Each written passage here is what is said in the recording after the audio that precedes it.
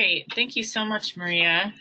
I'm only going to leave my video on for just a minute here while I kind of say hello to everyone again. Thank you to the 40% of you that came back from last week. That's super cool. I tried to incorporate some of your feedback from last week, but it's a little bit of a challenge to be presenting to 30% of you who've never had a human trafficking training, those of you who already have, and then those of you, 40% of you who were here last week. So I'm going to do my best here to make sure that first we're on the same page as far as language and defining the crime, especially for that 30% of you participants who have never had a human trafficking training. But I did try to incorporate some of the suggestions that I got from folks.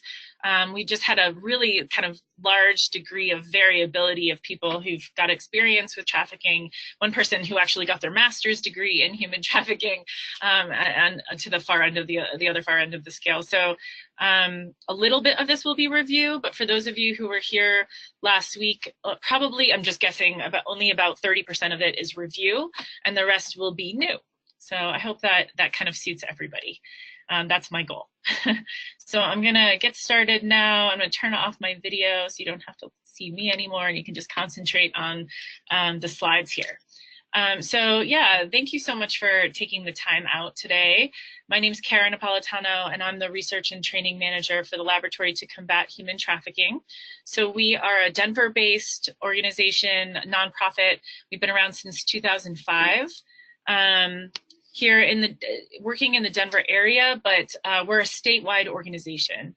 And so the slide that you should be looking at now, I hope there's not too much of a lag, is our 4 main programming areas, just so you have an idea of who we are and how we're kind of situated here in the movement.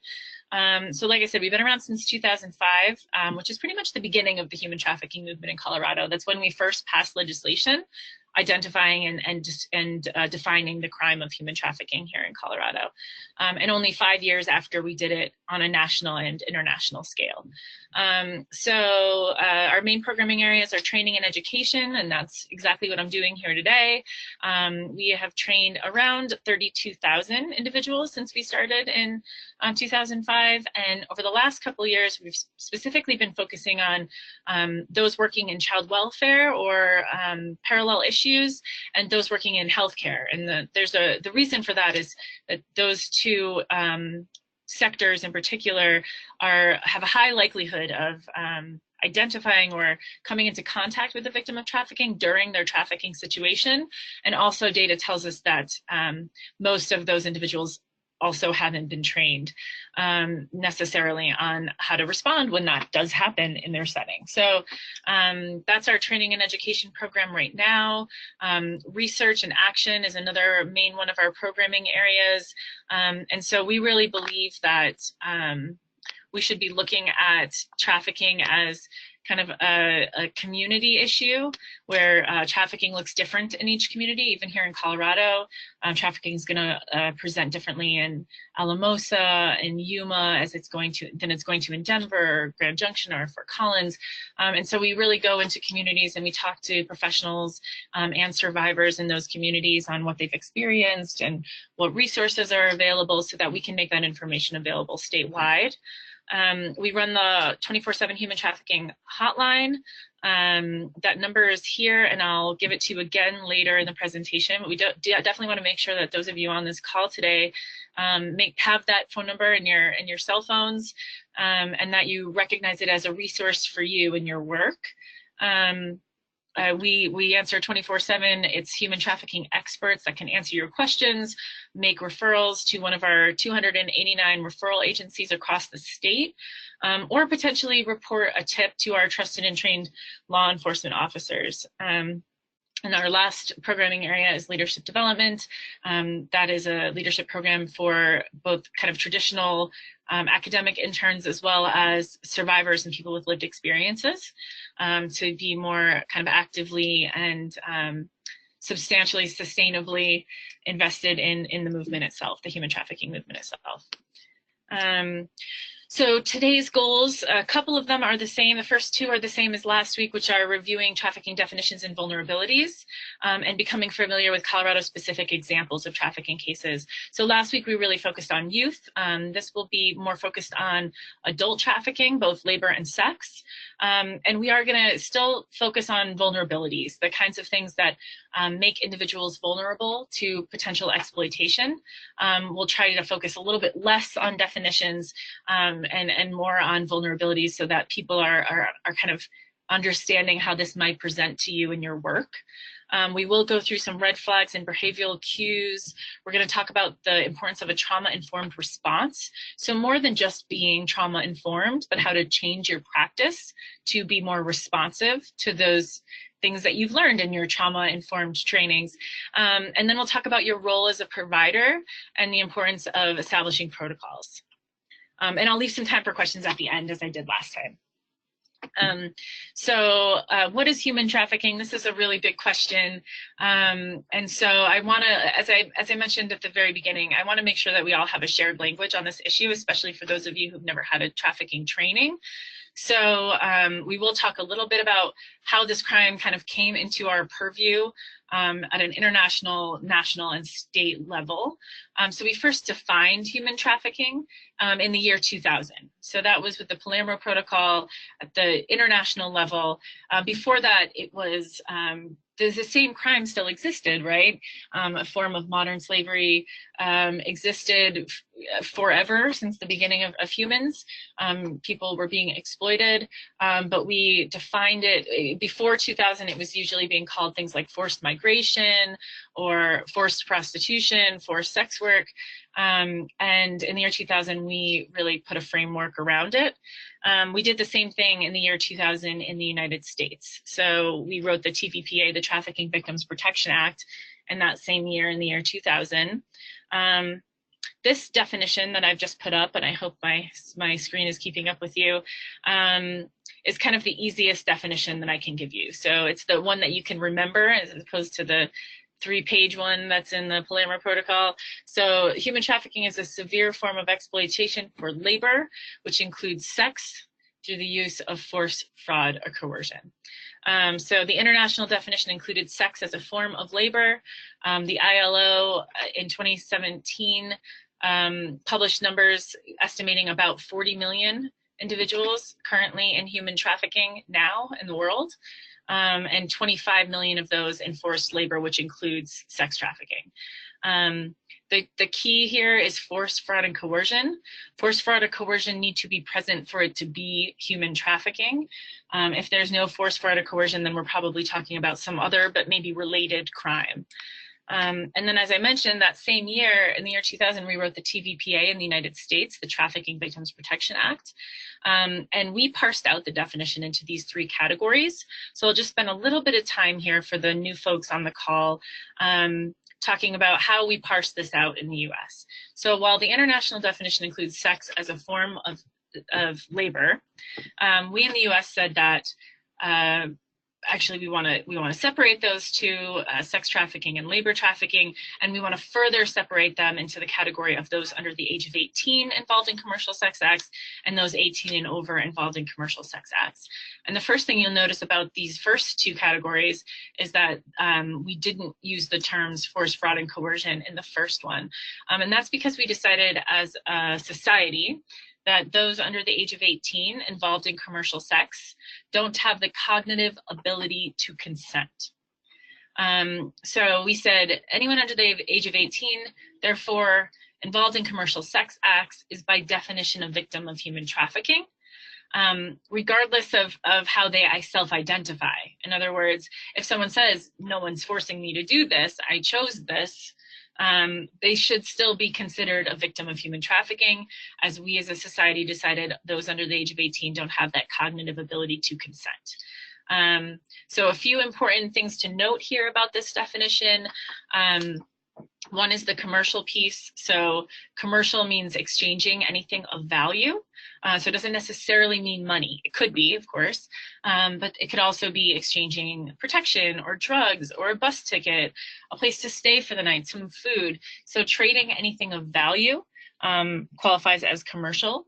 And sex acts don't necessarily mean prostitution. It could mean forced stripping. It could be pornography, any kind of sex act.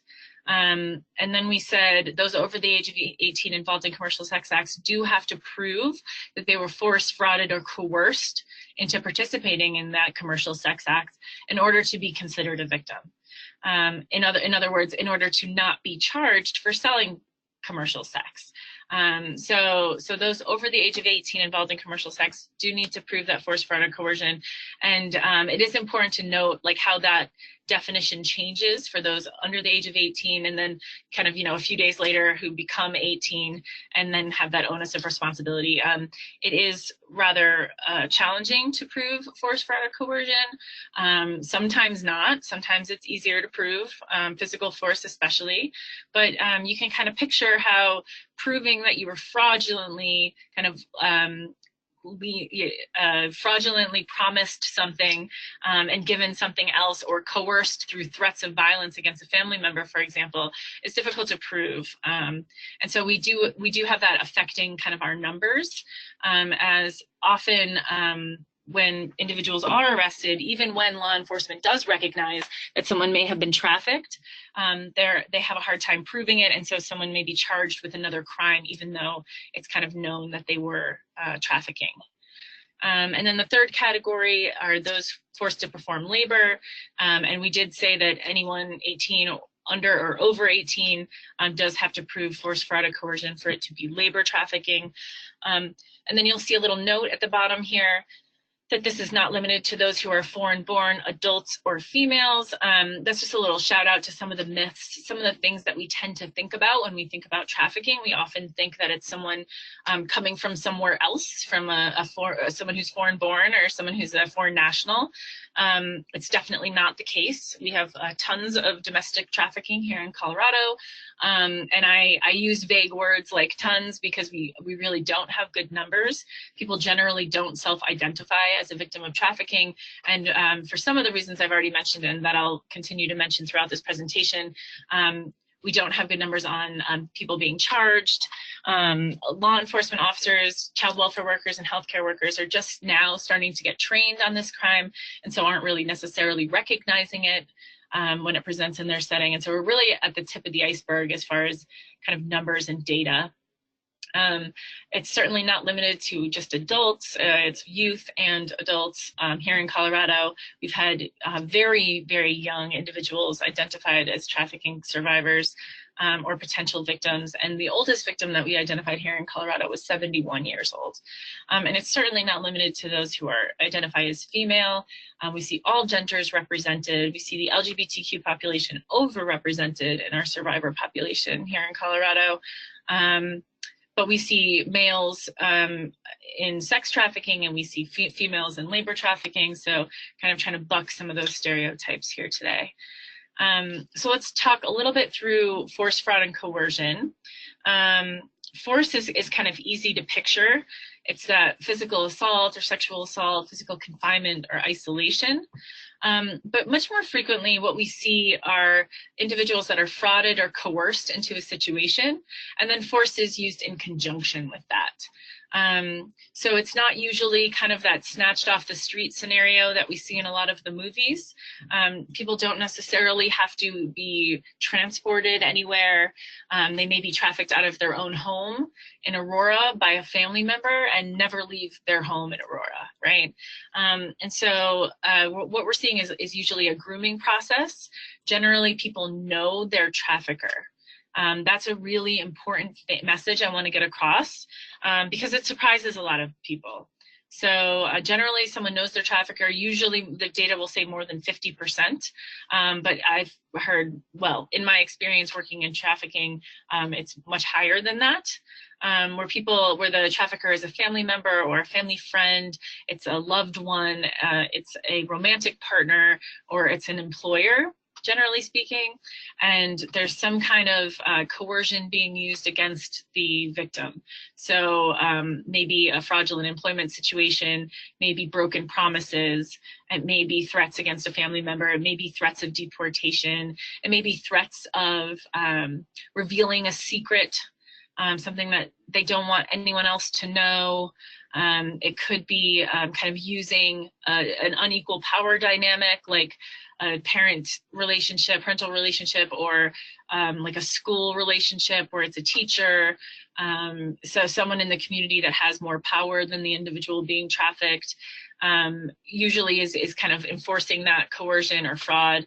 And then when someone tries to not comply, that's when the force is brought into the situation. So these are some questions that you're looking at now that you could be sort of asking yourself. Not that you would necessarily be asking a victim or a survivor, but if you were trying to make an identification, questions you could be asking yourself. Is the person being forced to work or to stay at the location where they're being forced to work? That should be a really big red flag. The picture is individuals who were forced to work at the construction site, forced to live at the construction site where they were being forced to work. Certainly force is going to include physical, threats or harm. Fraud, was the person promised something and given something else, or are they doing work that wasn't part of the original deal? And coercion is really threats of violence, threats to have someone deported. So does the person have control over their own identity documents? That's a big one for both sex and labor trafficking. Has anyone ever threatened to report them to the authorities? And does the person owe money to anyone, specifically someone they work for or with? This is called debt bondage, and we see this really pretty frequently in Colorado. We see it play out in two specific ways here pretty frequently.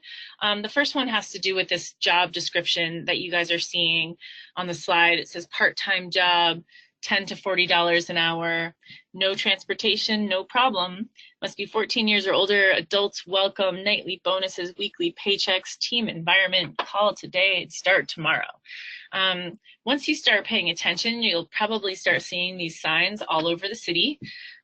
These are aimed at individuals who are having a hard time accessing the formal economy. So it's looking for folks who can't get a job in the formal economy, maybe because they're too young.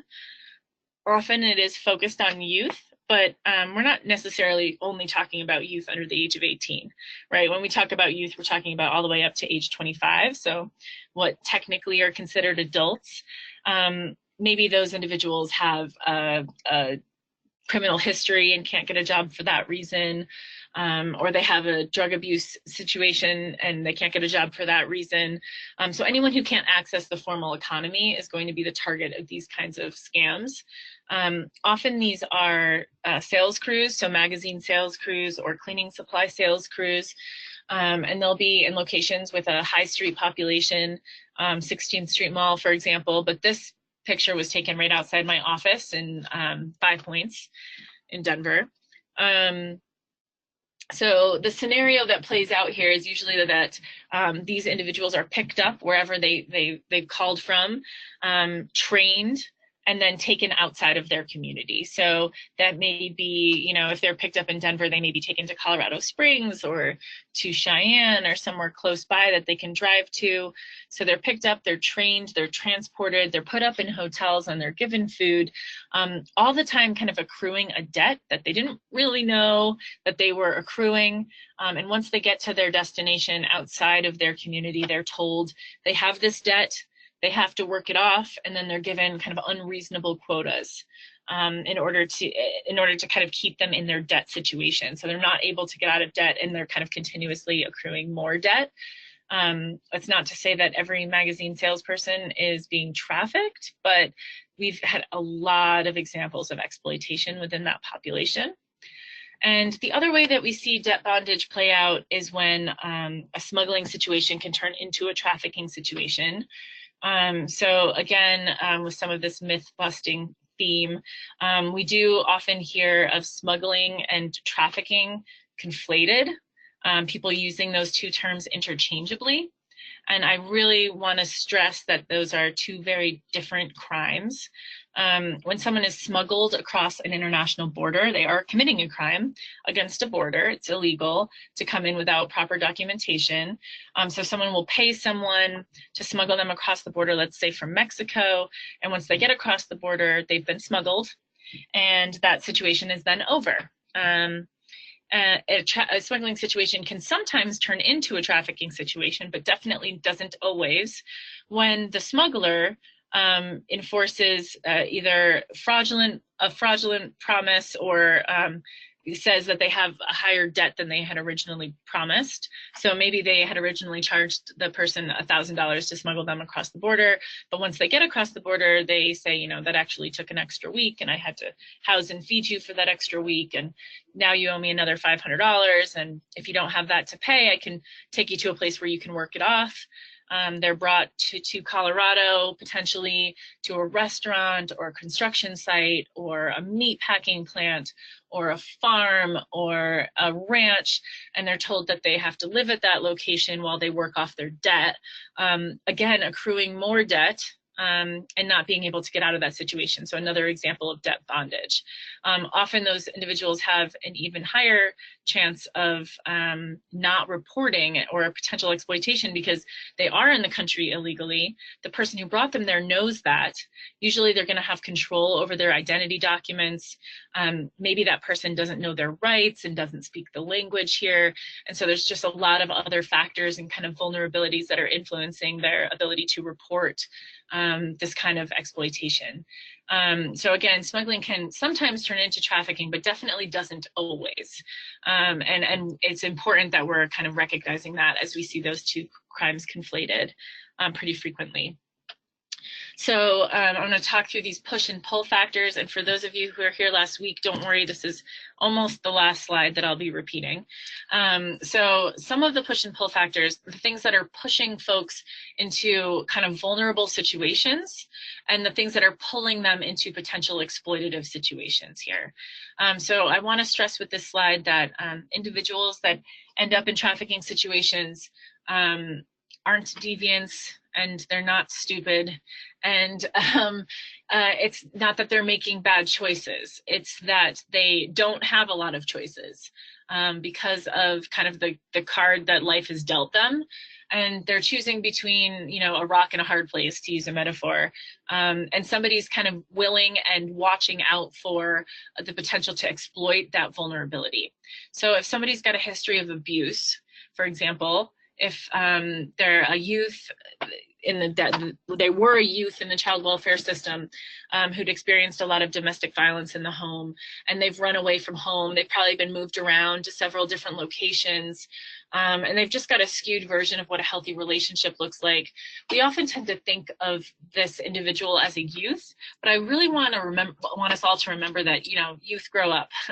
And so even if someone's experienced this kind of thing as a youth and now they're over 18, that doesn't mean that they're necessarily suddenly healed, or that they're kind of caught up to their cognitive ability of their peers at that same age, right? Their cognitive development has probably been hindered because of this history of abuse.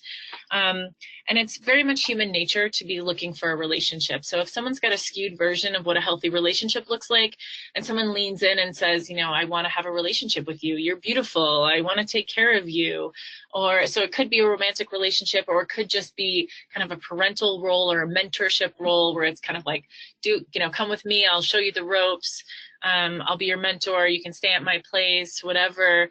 I want to have this kind of loving relationship with you. It's really human nature for that individual, especially with that history of abuse, to kind of lean into this relationship and start listening and maybe start that process of grooming. If someone's run away or if they're experiencing homelessness, then we all know that people experiencing homelessness have a really incredible need, right? It is cold in Colorado. We have an urban camping ban, and so it's illegal to sleep on the street in Denver County. And so if someone's experiencing homelessness, we also know that there are simply not enough beds, right? There are not enough beds for the for people experiencing homelessness in Denver. There aren't enough in Fort Collins. There aren't enough in Colorado Springs. And there certainly aren't enough in some of the more rural areas. And so if someone kind of rolls up on that person experiencing homelessness on a cold night and says, you know, I've got a place for you to stay. We're family. You can come stay at my home, right? It's really human nature for someone to want that, right? And start listening and, again, kind of open up that door for potential grooming situation.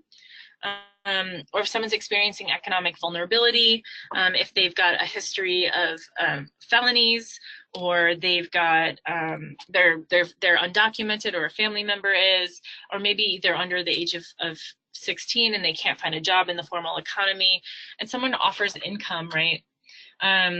It's really important to remember that we're in the middle of a pretty severe housing crisis here in Colorado. People are really teetering on the edge of losing their home, of experiencing homelessness. Maybe they're taking care of kids, and someone offers them a job, and it might be a job that doesn't look very appealing. It might be a job that they have no training for. It might be with a person that they're not really sure that they can trust, and they're not really sure that they're going to pay them. But regardless of all of those things, they still might go with that person because they're so desperate for income, right? Super important to remember that someone experiencing economic vulnerability in our society, anywhere, but in Colorado in particular, because of this kind of really huge increase in the standard of living, or the cost of living here in Colorado, people are going to get into situations, work situations that, you know, may to one of us seem precarious, and to them just seem like hopeful.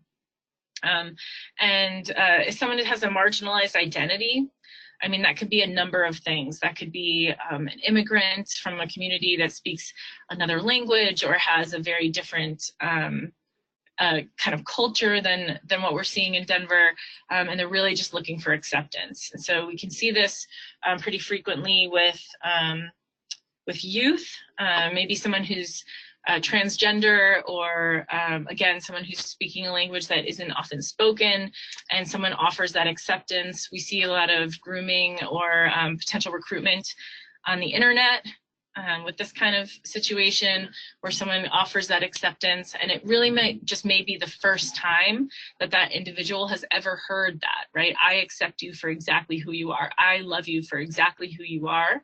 And that's a really big pull factor, right? And so we really need to be thinking about this as a society, about offering the things on the right side of your screen as a society better than the traffickers are. Because right now the traffickers are doing it pretty well, and they're winning, right? If they're willing to offer those relationships, that income, that acceptance, or that home, better than service providers, or better than just kind of our society in general can offer, then that's who the victim is going to go for, right? If we can't offer them income, they've got to find it somewhere. So it's really important that we all kind of acknowledge that we're all part of this system, and that, you know, we need to be giving people second chances, for example, right? If, you know, you committed a felony in the past, I forgive you. I will still give you a job. Or, you know, you've experienced homelessness, we're going to find affordable housing for you in this community, right? Super important that we're all kind of taking our own responsibility for this. And these are just some of the factors that contribute to trafficking in Colorado.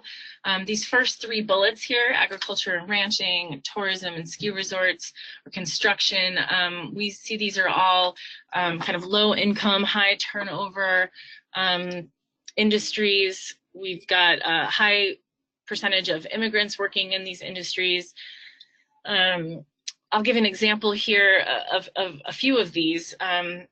I'm not sure that people know. Usually when I ask audiences if they knew about a major sheep herding industry up in the northwest part of the state, only about 5 to 10% of the audience knows. So I'll just assume it's the same with this probably very well-informed group. So up in the northwest part of the state, we've got a big sheep herding industry. We've been raising lamb in that part of the state since the 1920s. And before 1970, we were kind of importing labor from Basque country, so from Spain. And then after the revolution, that flow of migrant labor stopped, and we went looking for labor, for cheap labor elsewhere. And we landed on Peru and Chile. So individuals from Peru and Chile who've been either sheep herding or raising other animals in their indigenous communities for hundreds of years in South America. They were willing to work for cheap. And we started importing individuals on legal work visas in the 70s and 80s. So these visas are H2A, H2B visas, sometimes J1 visas. These are temporary work visas. They are tied to one employer, meaning if you get that visa through your employer and there's some kind of problem with the employment situation, you would generally be deported. There is a way to transfer those visas to another employer, but it takes several months. And that would be months that the individual couldn't be working. So generally speaking, in practice, if there's a problem with that employment situation, the person is deported or loses their status. And so that makes it less likely that that individual might report some kind of exploitation or problem, right? If you're going to be deported and you're not able to make the money that your family is counting on you to make with that visa, then you're less likely to report. And so up in the northwest corner of the state, we have those individuals coming over from Peru and Chile. They're working in the most remote part of the state. They're raising sheep 24/7. They're not working on the ranch itself. They're kind of off in the wilderness, walking with the sheep, right? So they're completely dependent on their employer for food and water.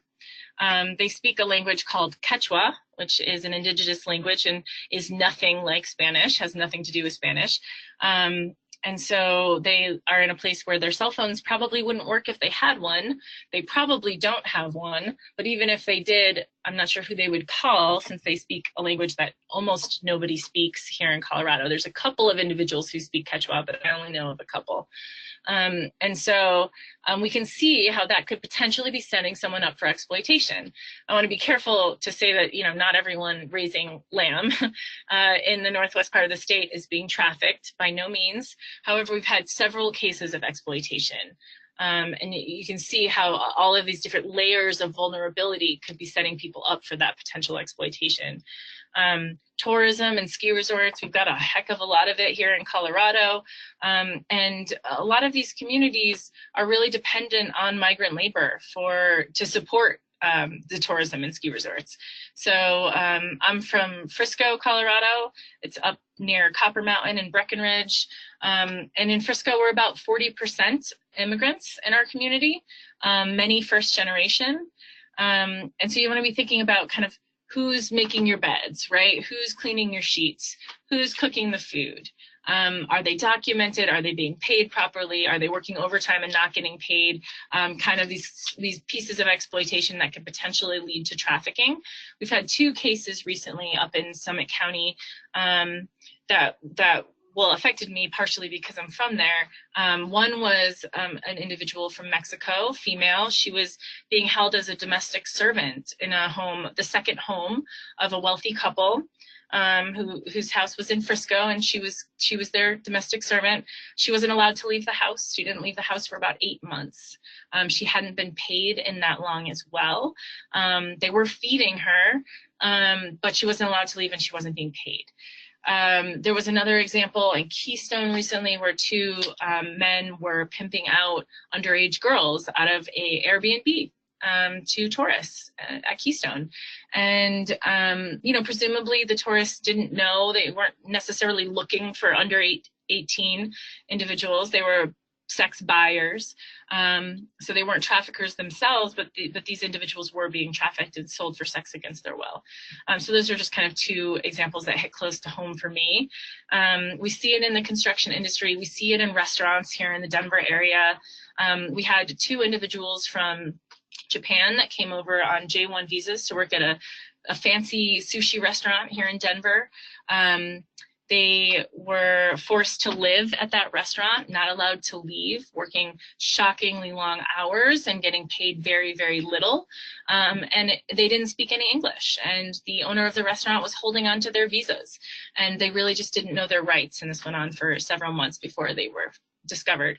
And so these are some of the factors that are contributing to trafficking in Colorado. But we also have I-70 and I-25 kind of running clear across the country in both directions, and those are known trafficking routes for both humans and for drugs. We've got Denver International Airport, which is the only international airport within a 600-mile radius. We've got a large commercial sex industry, and that's partially due to all of the tourists, and also partially due to about 1 million people that have moved to Colorado in the last 10 years, 450,000 of them to Denver.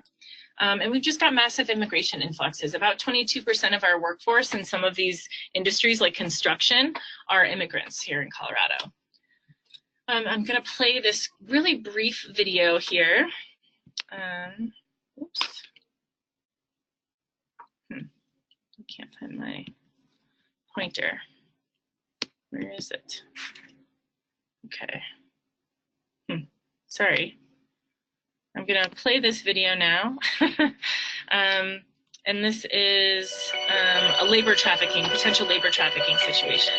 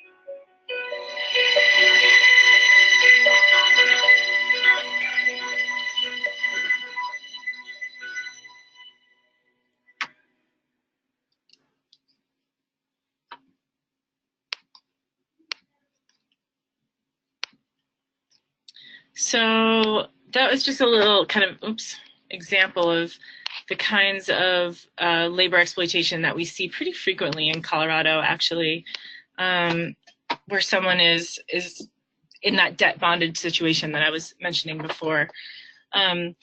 These are some of the Colorado headlines that we've seen over the years, and a couple of these were kind of the landmark cases that really sparked some stronger legislation in Colorado.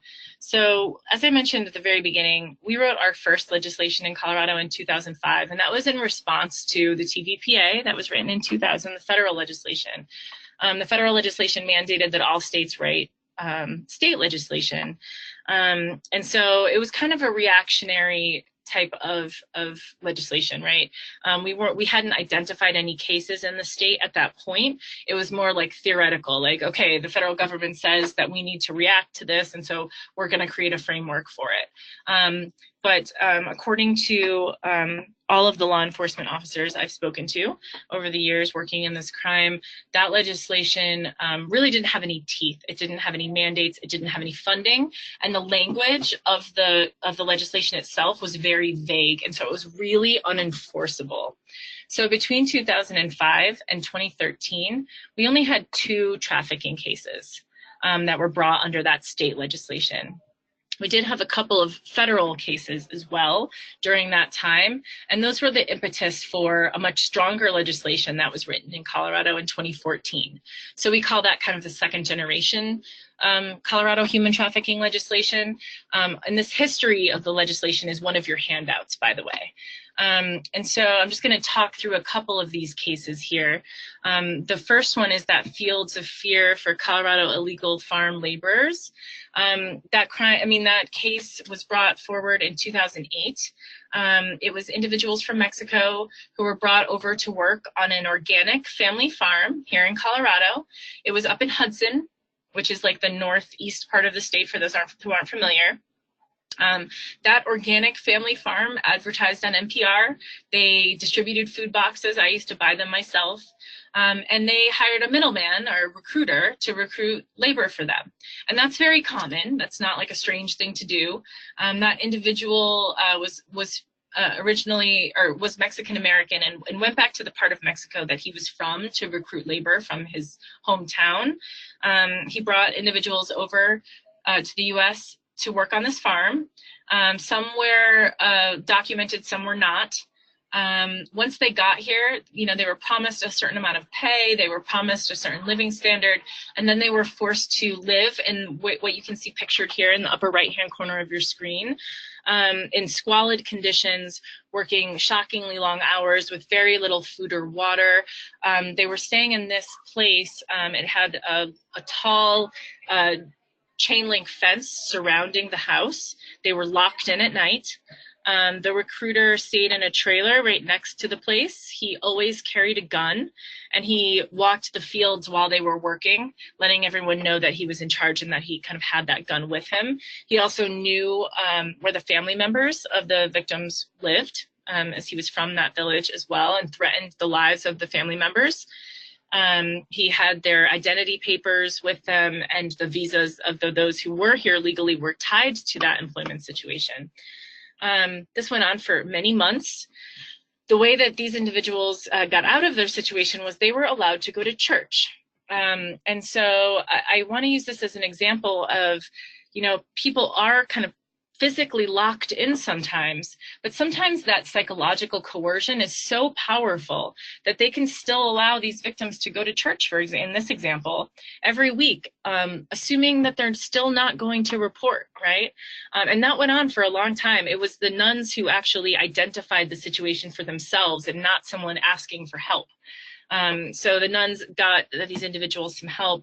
The recruiter was arrested, but he fled the country out on bail and did hurt the family members as he promised that he would. They were awarded a $7.8 million award after this civil lawsuit, this federal civil lawsuit. And the owners of the farm were found liable as well, even though they presumably didn't know. And that's still kind of a question mark. And the next one is the Kizzy Kalu case. So this individual owned some property here in Denver. He created a fake recruitment company, and he was recruiting healthcare professionals from the Philippines to come work here in Colorado as healthcare professionals. He said, you can come to Colorado, you can attend this health institute that I run, you can stay in my apartment, I'll get you the visa, and you'll be making, you know, X number of dollars, you'll be able to send money back to your family, it's gonna be great. So they were paying a pretty hefty fee just to get recruited, just to come over here in the first place. Once they got here, he had control over their visas and their papers. They were forced to live in his apartment, often several individuals to one room. They were forced to attend an institute that actually didn't exist, but they were still being charged for it. And the employment situation isn't nearly what they expected. They weren't getting paid nearly what they were told, and they were told they were going to be working in healthcare facilities, and in fact were working in remote elder care facilities. So they were getting paychecks, but they would have, you know, really extreme amounts of money taken out of them to pay for all of these different debts that he was accruing. And so they would get paychecks, but they would be for like 16 cents for 2 weeks of work. Again, they didn't speak English. Their visas were tied to this one employer. They didn't understand their rights. And so it went on for many months before anyone kind of realized what was happening. And the last case here is the Sean Crumpler case. I talked about this in my last week's presentation. This individual, when he was arrested, was a 50-year-old white male, Sean Crumpler. He lived in the house that is pictured here. This was a home in Aurora. Really nice house, nice manicured lawn, definitely has neighbors. This individual was recruiting young LGBTQ identified males under the age of 18 mostly to come live in his house and be part of his family in exchange for sex. It went on for many, many years. He was giving them drugs and alcohol and a place to stay and food and many other things, cell phones, again, in exchange for sex. Many, many, many boys went through this house before he was finally identified. How he was identified was through a tip. So the police kind of kicked the door down, broke into the house, and when they did so, found 12 naked boys in the home. He was arrested and will be in prison for the rest of his life, but he was really arrested for a number of pretty disturbing crimes. And so I use this example because I really do want to acknowledge that boys are also trafficked for sex. It's certainly not just girls. And as I mentioned before, the LGBTQ population is kind of overrepresented. These are some of the data. This is a little bit different than the data I showed you last week. So these are some of the data points that we do have. And I do want to stress here again that these are really just the tip of the iceberg. Generally, people don't self-identify as victims of trafficking, right? If this is new for you, you can understand why this might be new terminology for someone without your level of education and who may be being victimized. They don't necessarily identify that way. They haven't heard the term human trafficking. They don't know what that means. Generally, people identify with having like a crappy employment situation or a terrible relationship, or a mother or father with a substance abuse problem, but they don't necessarily recognize that they're being exploited. And so people just don't come forward and ask for help. And if they're not coming forward and asking for help, then they're probably not being identified. And that's partially due to the kind of lack of training that is obviously getting better. Our laws are getting stronger. And so things are getting a little bit better in this respect. But historically, our numbers are pretty low. So these are just some of the numbers that we do have. In 2017, the DOJ, the Department of Justice, conducted 782 investigations nationwide. Homeland Security investigations reported 883, and 14 of them were in Colorado. The Rocky Mountain Innocence Lost Task Force is a task force here in Colorado run by the FBI that only deals with domestic minor sex trafficking. So individuals under the age of 18 involved in sex trafficking that are from the United States. And in 2017, we identified 112 of those youth. And you can see about a fifth of them were male identified. And then we have the hotline numbers. So I mentioned that we run the human trafficking hotline. We've run that hotline since 2013. And in each year since then, we've had a 30 to 40% increase in hotline calls. And about a third of our calls are coming directly from survivors. So last year we had 2018, we had 608 calls, and 219 of them were from survivors. And then the data that you have in the box there is data from victim service providers. So not data that's overlapping with investigations, or these are all individuals who did not report to law enforcement, but were identified as victims seeking services. And you can see a really big jump between 2014 and 2015. Most of the numbers are doing this in both our investigations and in our kind of just victim identifications. And that's because of that much stronger legislation, as I mentioned in 2014. People are just more aware, more individuals are getting trained. So now that you know how human trafficking presents in Colorado communities, we want you to be able to answer these four key questions by the time I'm finished here, so in another 30 minutes. We want you to understand why individuals are vulnerable to trafficking. Why is the situation hard to leave? And I think I've gone over that a little bit already. But what a service provider can do to prevent a trafficking situation or to intervene potentially, and when that's appropriate or not. And then what a service provider can do to promote change or encourage the exiting of an exploitative situation. So I'm going to start with some red flags and physical indicators and behavioral cues. So I want you to be thinking about red flags and behavioral cues as sort of a constellation. Unfortunately, there's really no kind of 1 + 1 = trafficking, right? There's no one indicator that's going to be, oh yes, like for sure this person is experiencing trafficking. So you want to be thinking of them like a constellation. Once you start to see several of these kind of either behavioral cues or physical indicators turning up in your work, that's when the alarms, you want the alarms to be going off and the red flags to be going off and to be triggering the kinds of protocols that you have established in your agency or organization for when these red flags are recognized. So some of these are physical, so it depends on the kind of work that you do. Obviously unexplained injuries, but this next one, the evidence of prolonged infection or time since injury, that's a big one. That's not just for healthcare providers. So if I know one individual who was trafficked in a construction site, and he fell off the roof and broke his arm because they didn't have the proper training or safety equipment, and he wasn't allowed to seek medical help. And so the arm healed very wrong. There's a corner in his arm at this point. And so we see that's that evidence of time since injury. Why was that never set? That should be a big red flag, right? We see prolonged infections of all kinds. So dental work that needs to be done, or dental infections. We see infections of just cuts or bruises, could be sexual infections. Anything that you're trying to figure out why has this taken someone so long to seek treatment for, that should be a red flag. Of course, multiple STIs or abortions or pregnancies, especially with young people who may be being sex trafficked, but just kind of that as a general rule. Signs of malnourishment or generally poor health, that's a big one, right? This is for both sex or labor trafficking. Basic human needs are going to be being withheld from these individuals, right? So someone who's dirty, someone who's dehydrated, exhausted, visual or dental problems because they haven't been able to seek dental services or get new glasses over the years. They've been deprived of food, water, light, and sleep. We see the sleep one as a big method of control. If someone is exhausted and hasn't been allowed to sleep for 3 days, they're much less likely to run or report, right? They're much less likely to resist. So that's something to be thinking about. With a lot of both sex and labor trafficking, we just see a lot of exposure, right? People who are outside in the elements for far too long without proper protective, sunscreen or clothing. We see repeated motion injuries, people being forced to do the same job or kind of walk the same track for far too long. We see back pain, we see foot pain, people being forced to stand on their feet for far too long.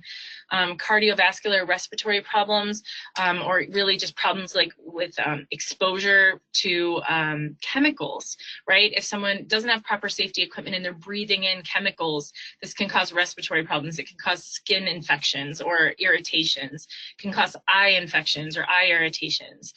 There is some tattoos or branding. I want to caution a little against identifying someone this way because these days kind of everyone has a tattoo, but there are some that are more likely to be branding or tattoos that are used for actual ownership.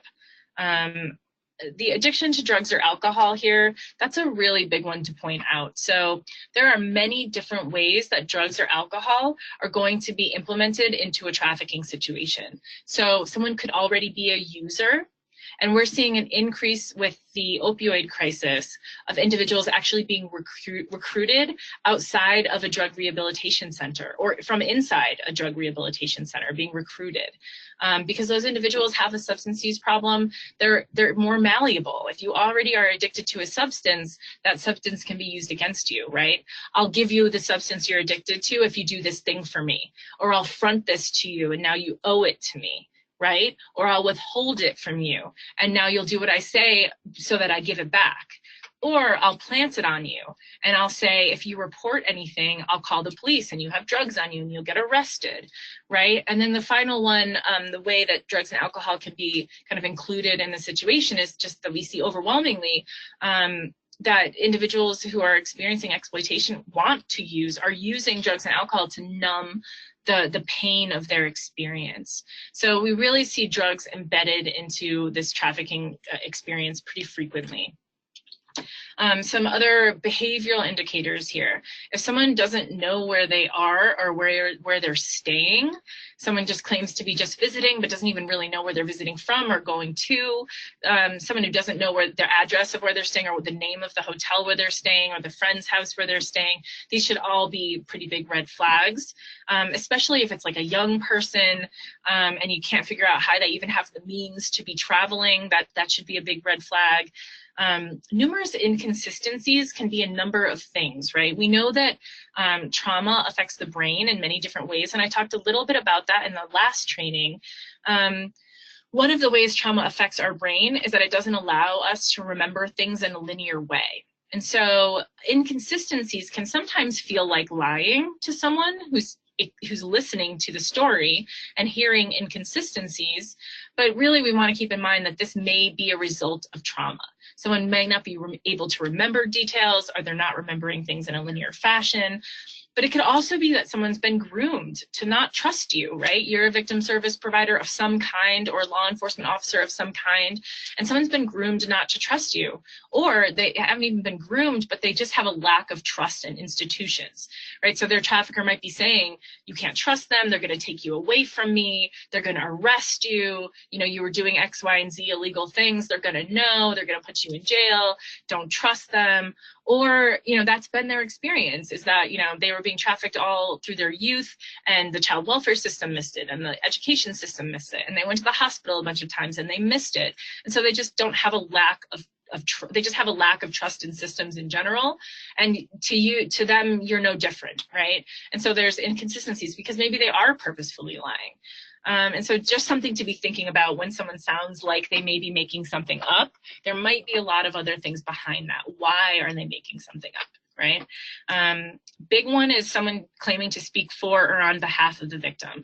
So if you can, always try to get someone separated from the person that they're with. Find a way.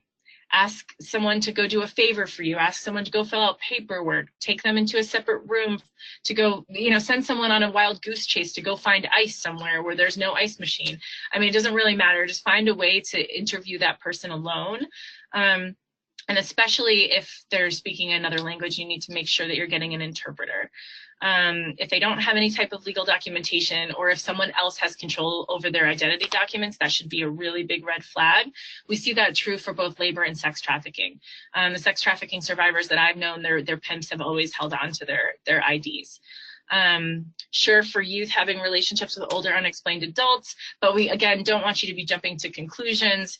You know, we've got a lot of sort of non-traditional families in the year 2019, and so that's not necessarily always a red flag, but just something to be keeping in mind. Not knowing when their last medical exam was, paying for things with cash. Hypervigilance, I mean, that can be a big one with the cell phone. We see people really tethered to their cell phones during this experience. So if they are having some kind of touch point with the system, which is where, you know, you as my audience today might have an interaction with the victim, you know, if someone's allowed to see you in the first place, they're probably being watched or monitored in some way, and that's probably through their cell phone. So if someone is really tethered to their cell phone and really overly nervous when they can't respond to a text message or answer a call, that should be a red flag, right? Because someone's probably paying attention. We've even seen examples of survivors that are victims who have the trafficker actually on the line, and they put the cell phone down and the trafficker's actually listening on the phone. So yeah, generally any kind of resistance, also, I mean, resistance to your help is something to be keeping in mind, right? Because someone leaving a trafficking situation isn't always their first priority. They may have a child who's endangered with them if they left that trafficking situation. They may be being trafficked by their husband or by their mother, who also might kind of have control over another family member. And so it's not always the right time for someone to leave. If you're getting resistance from somebody, we really want to let the trafficking survivor take the lead on when is right for them to leave their trafficking situation. If they have extreme fear and they don't want to report, don't force it. Super, super important. And that leads us right into this trauma-informed approach, right? We want to make sure that we're treating the victim with respect. We want to be explaining to them what you want to do. You want to be asking permission, right? If there are some mandatory reporting requirements, you want to make sure that you let people know that early, and really avoid blaming the victim. I mean, I've heard a lot of things like, why did you get in the car? Why didn't you just leave? Why didn't you just report? You're an adult. Why didn't you get help? Right? And I hope that a lot of what we already talked about over the last hour has already answered a lot of those questions for you.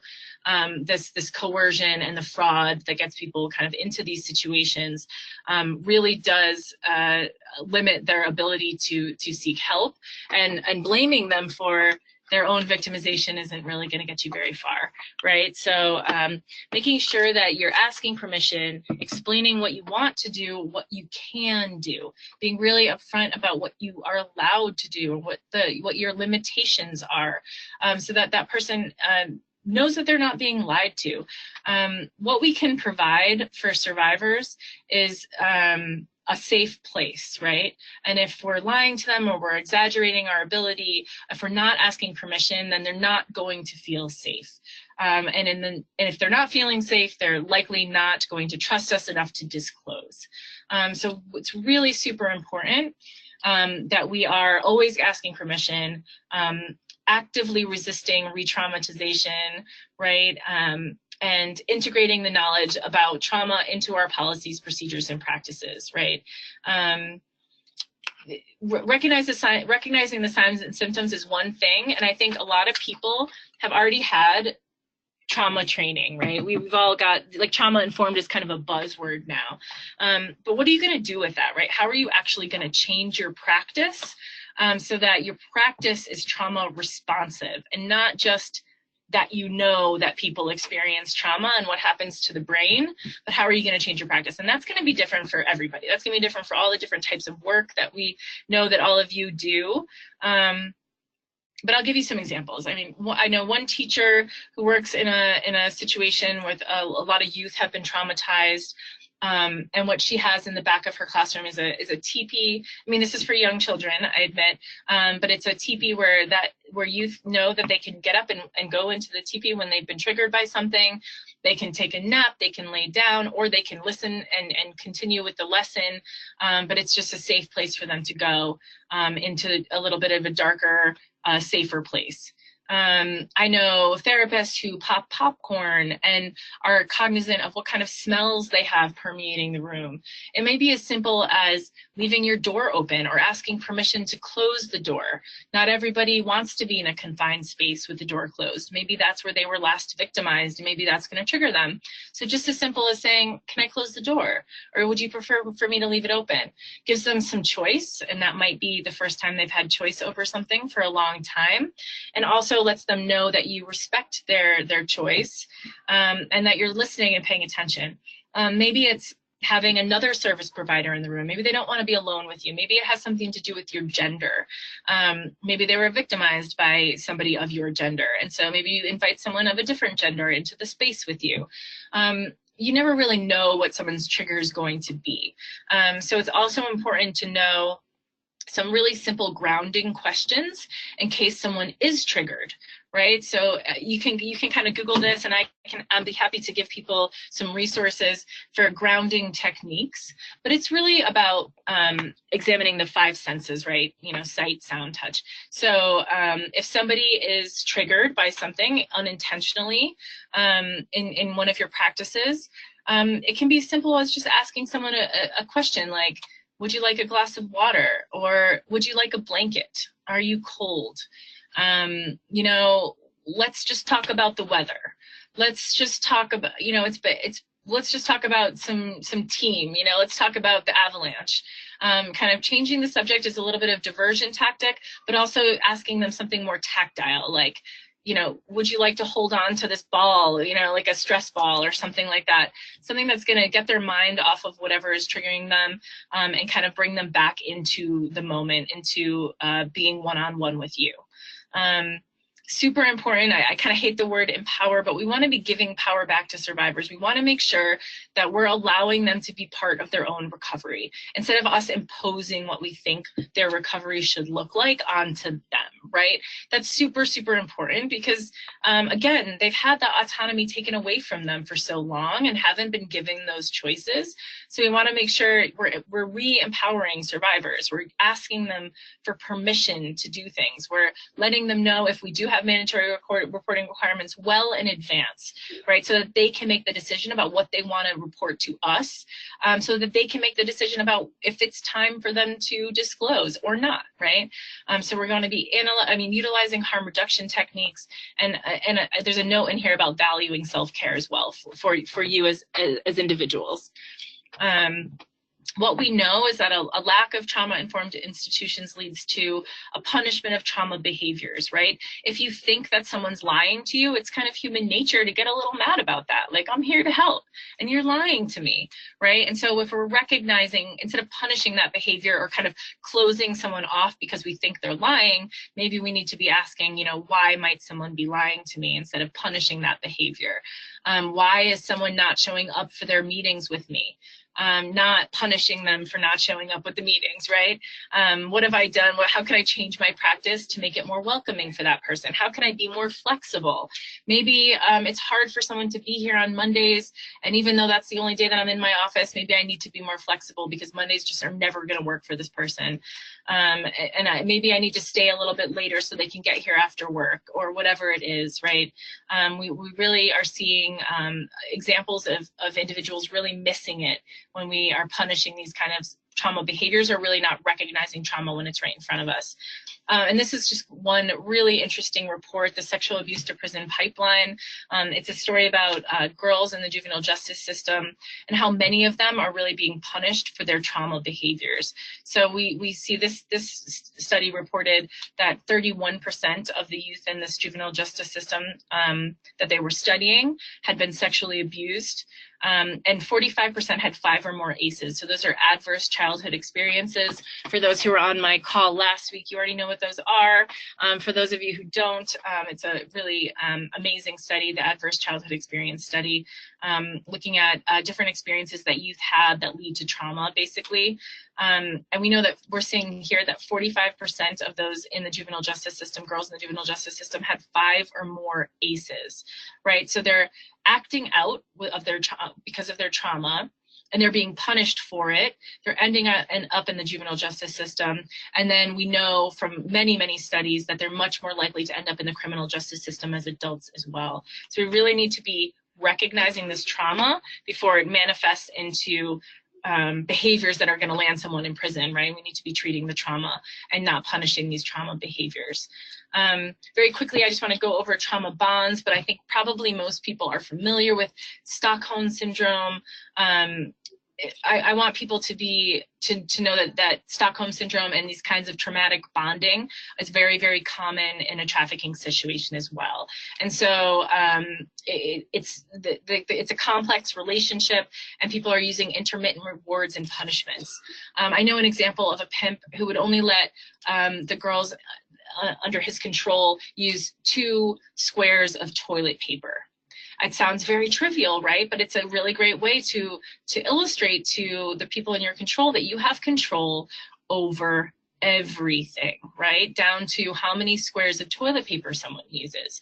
So that when someone's kind of, quote unquote, good for a certain amount of time and they're taken to McDonald's, that feels like a really amazing reward, right? And so we see these kind of like extreme rewards and punishments being used. And the note here about it being an unconscious strategy for survival is really super important, right? These are the individuals that are giving the survivor, the victim, all of the things they need to survive. So if they're filling their basic human needs, then it's really an unconscious strategy for survival to make sure that you're loyal to the person that's fulfilling those needs, because nobody was doing it before, right? So in order to survive, I need to make sure that my pimp is taken care of. In order to survive, I can't report my employer because it's the only way I'm being able to feed myself, right? And these are what these trauma bonds look like. So it really has to do with a perception of a threat to their survival, a perception of acts of kindness from the trafficker. This is in both sex and labor trafficking. Often the individuals are isolated. They're isolated from their family members. They're isolated geographically. They're brought outside of their communities, and there's really this perceived inability to escape. There's nowhere for them to go. They wouldn't have any money to go anyway. The person knows they're undocumented. They'd be reported for the crimes that they were forced to commit anyway, and so why bother to run? So that's pretty common. And so these are some of the symptoms that we may see as an indication of a trauma bond, right? Some of these are fairly obvious, hypervigilant to the exploiter's needs, trying to keep the exploiter happy to decrease violence against them, distrust of others, and that includes service providers, right? Seeing outside authorities or supports these victim service providers as the bad people, and the trafficker as the good people, right? The people who supply them with their needs. Even expressing gratitude towards their trafficker. These are all fairly common, not something we're hoping to see, but something we see pretty frequently. I'm just going to play this clip. It's from the Reveal podcast, and it's just 3 minutes. It's about a youth sex trafficking situation. I'm going to talk a little bit about the trauma bonds afterwards. She was traumatized and afraid of the police. This is more the recording of the first time when Sergeant Snyder brought Bobby to the station. No, I mean, I understand, like, I'm not doing anything right in this situation. You know, Echo, you're a victim for me, okay? You're a victim. I told you that. So I don't want anybody mistreating you. Bobby says she had a bad experience with the police before meeting Sergeant Snyder, and that made it hard for her to trust a cop. She talked about that in an interview last year. The officers kind of just threw me up against the wall and kept, like, slamming my head into the wall. That drew the line, and I was like, I'm not going to trust any police officer. That, you know, even if you do wear a badge, you have no right to treat someone like that. The first time Snyder caught Bobby, it didn't seem like she was listening, but it turned out she was. The number one thing that I will always remember is him saying, from this day on, you will be protected. Snyder caught Bobby 5 times before she stopped running away, back to people who would exploit her all over again. I don't know if it was because I was so brainwashed that I was finally okay with it. You know, after the first few times, I was like, this is how I'm going to end up living my life for the rest of my life, and I'm okay with it. So I didn't even think twice that I'm a victim. But eventually, Sergeant Grant reached Bobby. His message got through. She stopped running, and she got treatment for drug addiction. You learn not to trust anyone on the street. So an officer or a counselor or anyone can't expect that trust right away. That's going to come with time. Sergeant Snyder put in the time and was eventually able to gain Bobby's trust. And Bobby is grateful to the cop who wouldn't give up.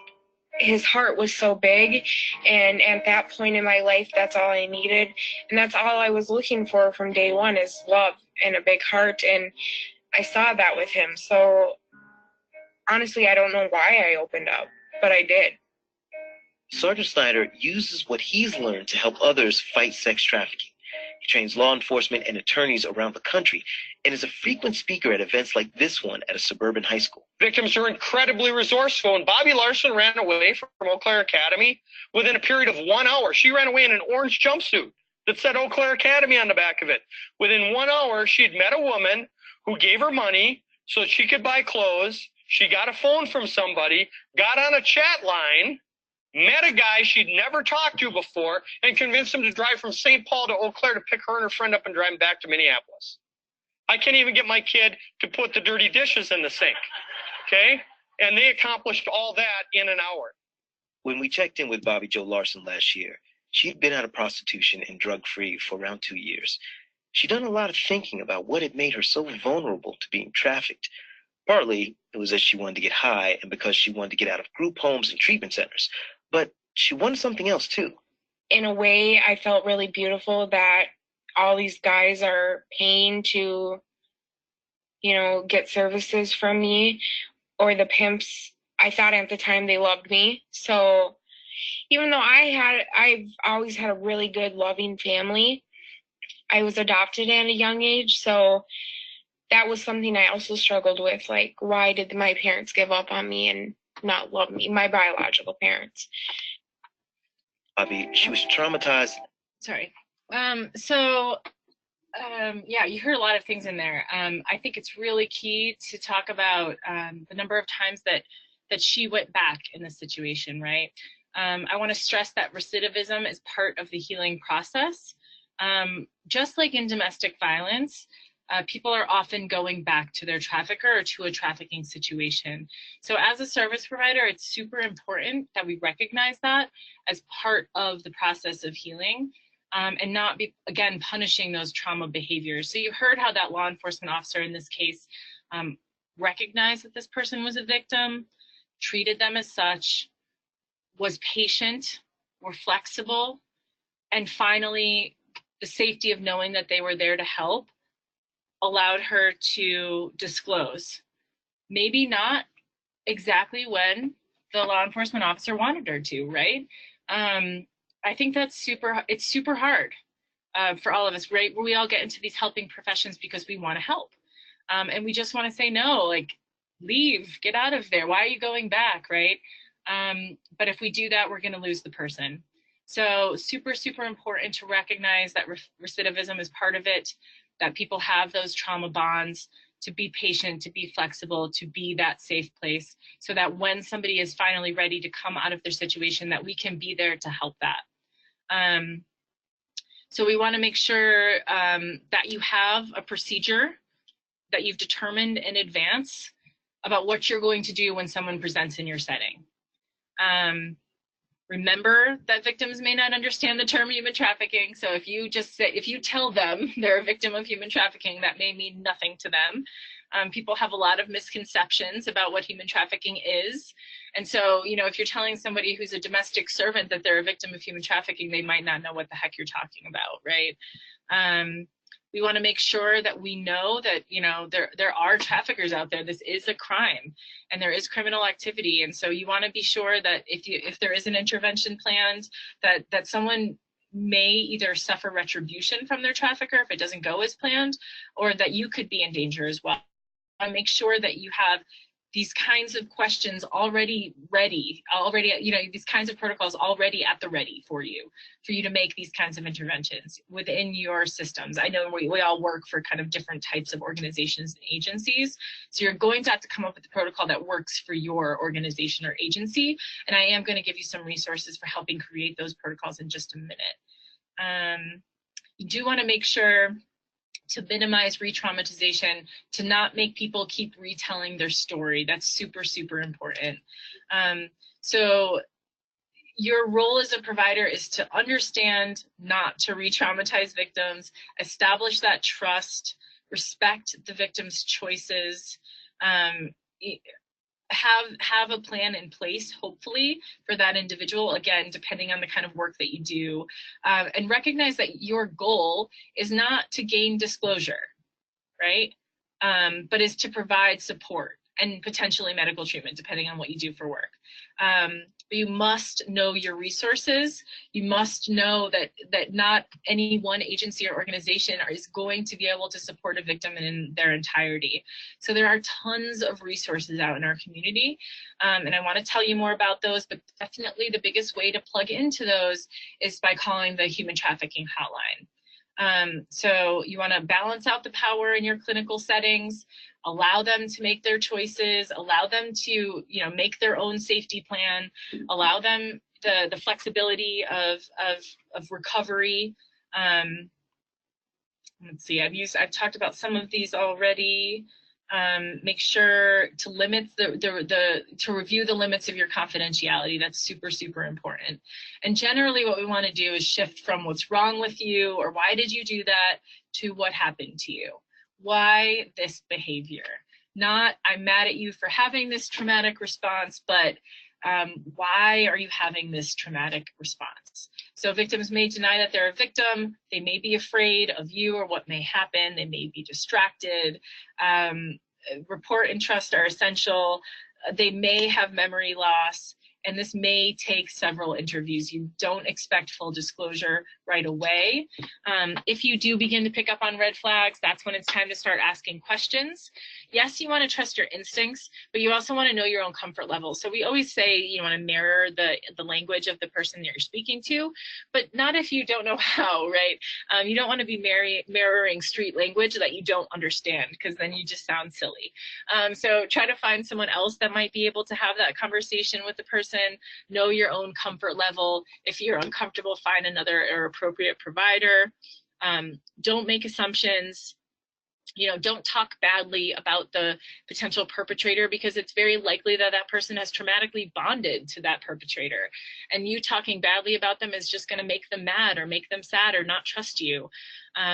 Don't contact law enforcement or other service providers without talking to the victim, right? Especially if they're an adult. If they're under the age of 18, then you may be legally required to report child abuse if they're experiencing child sex trafficking. But that's really the only case that we're mandatory reporters. There are some other examples, right, of elder abuse and some other things that you may be mandatory reporters of. But most of the time, if this is an adult, you want to leave it up to them if they want to report. And if you are going to report, you want to make sure that they understand what that's going to feel like. Maybe they're going to want you to call for them. Maybe they're going to want to call, but they're going to want you there. Those are definitely different options, and you can always call the hotline for that as well.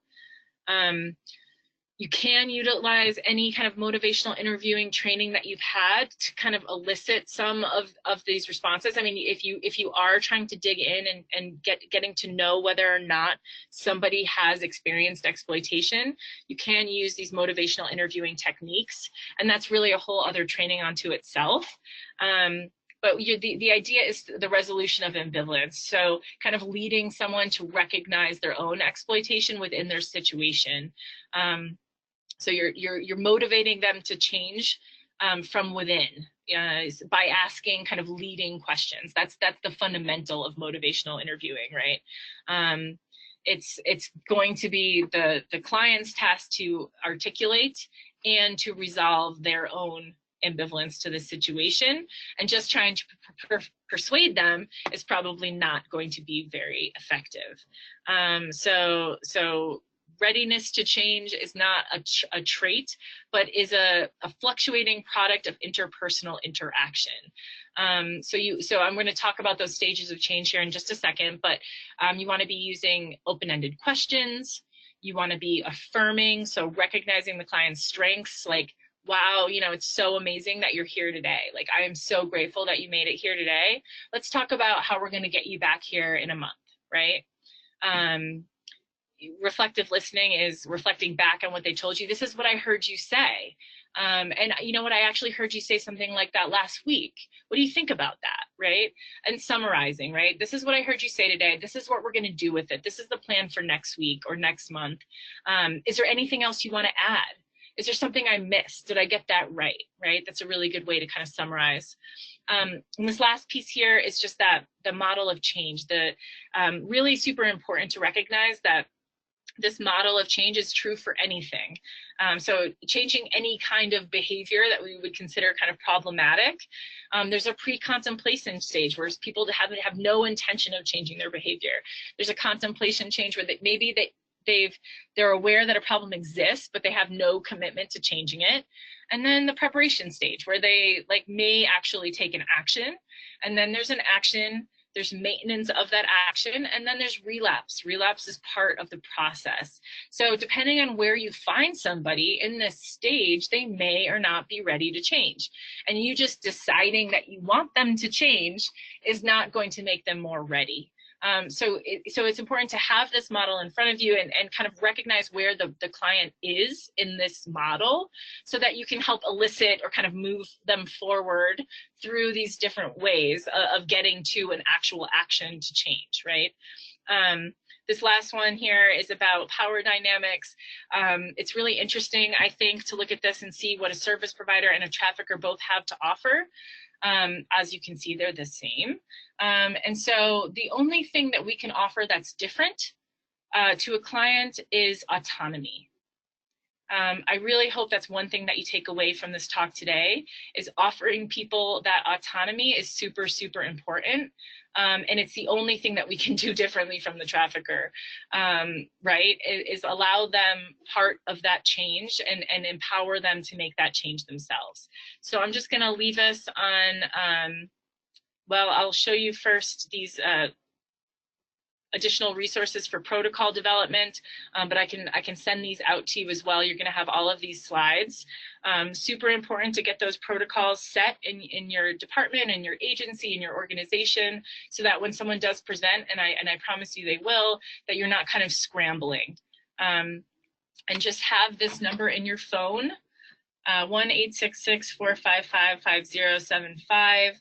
You can call 24/7 to report a tip, to get that trusted and trained law enforcement officer, or just to get additional resources, wraparound resources for your client, or even just talk through a potential trafficking situation with an expert.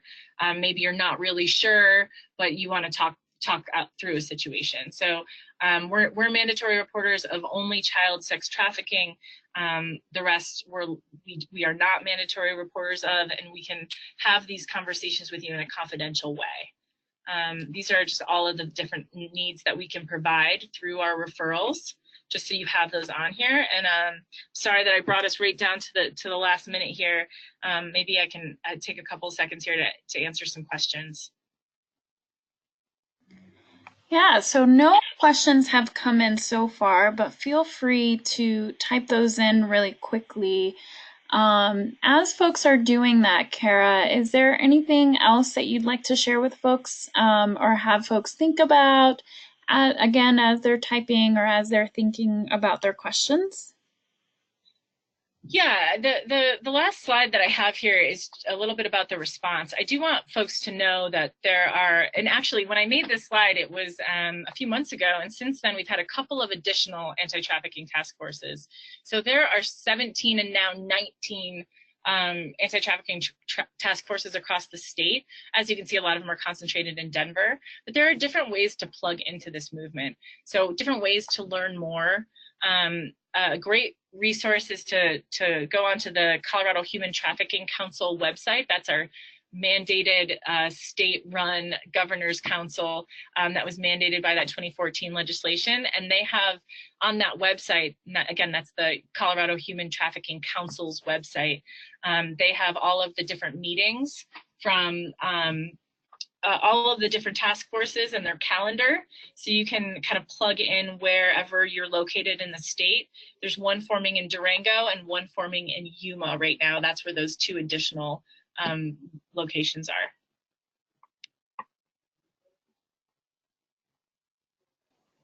Great. Awesome. So no other questions have come in. One question did come in asking about numbers 18 and 19, but you answered that. Yeah. At this point, I'd love to just say thank you very much, Kara, for spending the last couple of weeks with us, and for sharing your knowledge and expertise. Any other questions that you might have, please do feel free to reach out to Kara, reach out to myself. I can send that over. I will be sending a follow-up email here very shortly with Kara's email address, so you can ask those questions that we didn't have the opportunity to answer. Again, look out for that follow-up email. You'll have all of the handouts that are there on the right-hand side in the dashboard, as well as a copy of the PowerPoint. And then I do want to invite everyone to our upcoming webinar, which is next week on Wednesday. So we will be having a PRIA working with survivors in immigration detention centers by someone from CalCASA. Again, that's May 23rd from noon to 1:30 p.m. And then please do fill out the survey that we'll be sending. That's very helpful for us and for our presenter, Kara. Thanks again for attending. I know there's one question, so if folks need to leave, please feel free to do so. But one of the questions that did come in was, do you have any data on human trafficking victims with disabilities? I don't have any data. I have a couple of resources for individuals with disabilities, and there has been some national data that's come out around individuals with disabilities and kind of the intersections of vulnerabilities, but I don't have any Colorado data on that. Nobody's collected it.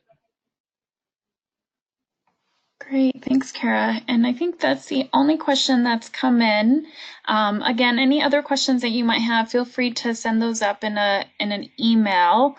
I will be sending, again, Kara's email address, and then you can always email that to me as well, and I can get that to Kara. So thank you so much for being here with us and for sharing your expertise, Kara. We'll see you next time.